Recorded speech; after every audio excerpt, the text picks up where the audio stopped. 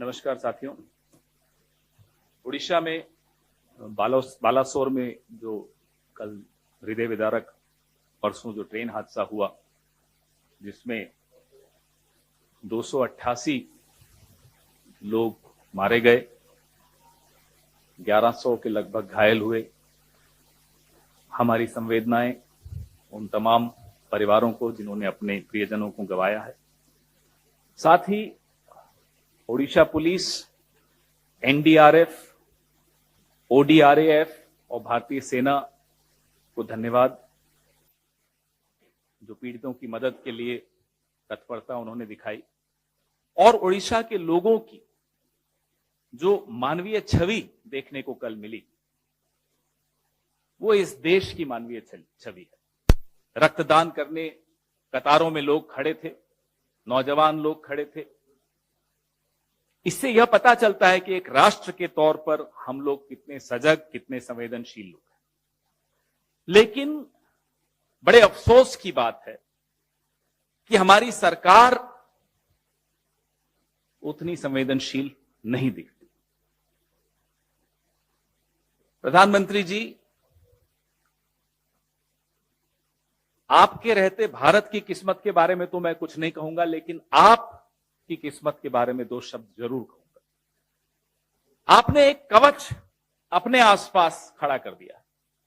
वो कवच आपको सीएजी रिपोर्ट से बचाता है, वो कवच आपको प्राइम टाइम डिबेट से बचाता है, वो कवच आपको किसी भी तरह की पब्लिक स्क्रूटिनी, सार्वजनिक जांच से बचाता है। वो कवच देश की सीमाओं को नहीं बचाता, वो कवच ऑक्सीजन के लिए मारे मारे फिर रहे लोगों को नहीं बचाता, वो कवच रेल यात्रियों को नहीं बचाता, वो कवच सिर्फ और सिर्फ आपकी छवि को बचाता है। ऐसा कवच किसी सरकार को, किसी प्रधानमंत्री को कभी नहीं मिला। काश ये कवच रेल यात्रियों को भी मिलता। एक जमाना था जब लाल बहादुर शास्त्री जी जैसे लोग थे जिन्होंने इस्तीफा दिया, माधवराव सिंधिया जी ने इस्तीफा दिया एक रेल हादसे पर, नीतीश कुमार जी ने इस्तीफा दिया एक रेल हादसे पर। इस्तीफे का अर्थ क्या होता है? इस्तीफे का अर्थ होता है नैतिक जिम्मेदारी लेना। ना जिम्मेदारी दिखती है, ना नैतिकता दिखती है। आपको क्या उम्मीद है यहां से कोई इस्तीफा आएगा? हमें तो यह नहीं समझ में आ रहा हम इस्तीफा मांगे किससे। वो व्यक्ति जो एक छोटे से रेलवे स्टेशन की भी हरी झंडी दिखा के उद्घाटन करते हुए दिखता है, वो, या वो जो कल सुबह से अपनी पब्लिसिटी में लगे हुए हों, टोपी पहन के कैमरा लेकर घूम रहे हों, किसका इस्तीफा मांगे हम? प्रधानमंत्री, हम आप पर छोड़ते हैं आप किसका इस्तीफा लेना चाहते हो, लेकिन ये देश उम्मीद करता है कि जिस तरह से लाल बहादुर शास्त्री जी ने, जिस तरह से नीतीश कुमार जी ने, जिस तरह से माधवराव जी सिंधिया ने इस्तीफा दिया था, आप भी अपने रेल मंत्री से इस्तीफा लेंगे। सीएजी रिपोर्ट आपके सामने है, पार्लियामेंट की स्टैंडिंग कमेटी की रिपोर्ट मेरे साथी, मेरे सहयोगी शक्ति सिंह गोहिल साहब के पास है, इस पर वो चर्चा करेंगे। सीएजी की रिपोर्ट बड़े स्पष्ट तौर पे बताती है कि 2017 से 21 के बीच में डिरेलमेंट, यानी ट्रेन के पटरी से नीचे उतर जाने की वजह से 1127 हादसे, 1127 derailments between the year 2017 and 21। By the way, ये सीएजी रिपोर्ट वही है जिसको आधार बनाकर आप लोग भी किसी जमाने में प्राइम टाइम डिबेट्स करते थे और यूपीए की सरकार के मंत्रियों से इस्तीफे मांगते थे। तब वो कवच नहीं होता था जो आज प्रधानमंत्री को कवच मिला हुआ है, आप सबकी तरफ से भी मिला हुआ है।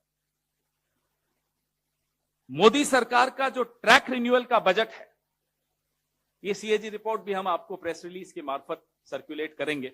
शायद आपके टेबलों पर आपके संपादकों ने नहीं भेजी होगी, या संपादकों की टेबलों पे उनके मालिकों ने नहीं भेजी होगी, मैं आपको जरूर भेजूंगा। ट्रैक रिन्यूअल का बजट हर साल कम होता जा रहा है और जो बजट है उसका यूटिलाइजेशन नहीं हो रहा। हम हाई स्पीड ट्रेन के खिलाफ नहीं है, लाइए, लेकिन 10-15 चमकती धमकती ट्रेन को दिखाकर आप पूरा इंफ्रास्ट्रक्चर, पूरा ढांचा खोखला करते चले जाएंगे, यह मंजूर नहीं। सवाल आपकी विजन, आपकी सोच, आपकी नीयत पर है। रेल मंत्री के ट्विटर रिप्लाईज अगर आप देखें तो जो आम डब्बे होते हैं, जनरल डब्बे होते हैं, बोगियां होती है, उनकी स्थिति आपने देखी होगी। यही कोरोमंडल एक्सप्रेस का कुछ दिनों पुराना अगर आप रेल मंत्री की टाइमलाइन पर जाएंगे तो आप देखेंगे वीडियोस, सांस लेने की जगह नहीं होती। यह है असलियत। आप वंदे भारत की 5-6 वो दिखा दिखाकर क्या बताना चाहते हैं कि पूरी भारतीय रेल ऐसी चल रही है? 70 साल अलग अलग सरकारों ने भारतीय रेल को एक भरोसे की सवारी बनाया था। आप मित्रजाल में फंसकर आम नागरिक की चिंता छोड़कर सिर्फ और सिर्फ चमकती धमकती पीआर के ऊपर के चक्कर में पड़ गए। खुद रेलवे मंत्रालय की रिपोर्ट बताती है कि रेल विभाग में 3,12,000 भर्तियां खाली पड़ी। रेल का बजट आपने खत्म कर दिया, भर्तियां आप भर नहीं पा रहे। हमारा इतिहास तो देख लीजिए, उससे तो सीख लीजिए कि कैसे जिम्मेदारी लेते थे, कैसे नैतिकता थी। लेकिन अब आपको एक नीति छोड़नी पड़े, प्राण जाए पर पीआर न जाए, यह नीति छोड़नी पड़े। अभी 9 फरवरी को शक्ति भाई और मैं अभी चर्चा ही कर रहे थे, 9 फरवरी को यह एक आंतरिक रिपोर्ट है जो ऐसा ही हादसा होते होते बचा, उसके पश्चात की रिपोर्ट है। ये रिपोर्ट भी मैं आपको सर्कुलेट कर रहा हूं, हस्ताक्षर हैं इस पे साउथ वेस्टर्न रेलवे के एजीएम के, principal chief operations manager south western railway. जब वो बता रहे हैं कि ये सिग्नलिंग जो इंटरलॉकिंग सिस्टम है इसमें खोट है, अगर जल्दी ही इस खोट को दूर नहीं किया जाए तो इस तरह के हादसे होते रहेंगे। 9 फरवरी को ये रिपोर्ट सर्कुलेट हुई रेलवे मिनिस्ट्री में। उसके पश्चात क्या कदम उठाए गए ये भी हम जानना चाहते हैं। इससे पहले कि शक्ति सिंह गोहिल जी स्टैंडिंग कमेटी की रिपोर्ट पे चर्चा करें, हमारे 3 सवाल। क्या प्रधानमंत्री जी इस सदी के सबसे भयावह रेल दुर्घटना की जिम्मेदारी लेंगे? अरे हम तो फकीर आदमी हैं, झोला लेके चल पड़ेंगे जी। नंबर 2, क्या प्रधानमंत्री जी अपने रेलवे मिनिस्टर श्री अश्विनी वैष्णव का इस्तीफा लेंगे? हमारी ये स्पष्ट मांग है कि रेलवे मिनिस्टर को तुरंत नैतिक जिम्मेदारी लेते हुए इस्तीफा देना चाहिए।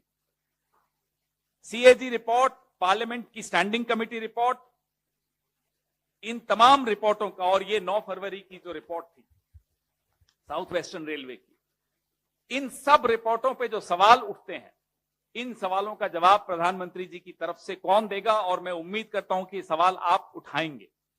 माफ कीजिएगा, अगर ये कवच प्रधानमंत्री जी के आसपास आप लोगों ने नहीं खड़ा किया होता तो ये सवाल बहुत पहले उठते, सीएजी रिपोर्ट्स के सवाल उठते।